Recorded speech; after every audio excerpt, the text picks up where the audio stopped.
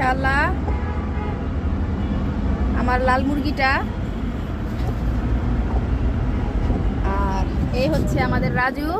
আয় রাজু, বেরোবি? আয় আয় আয়, বেরোবি? আয় আয় আয়, বেরো আয়।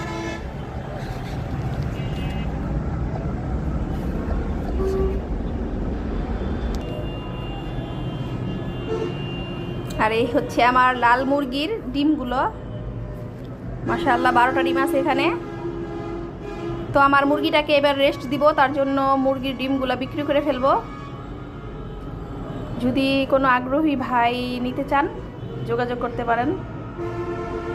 লাল মুরগির, আমার লাল মুরগির ডিম আর মোরগটা তো দেখছেনই, রাজু।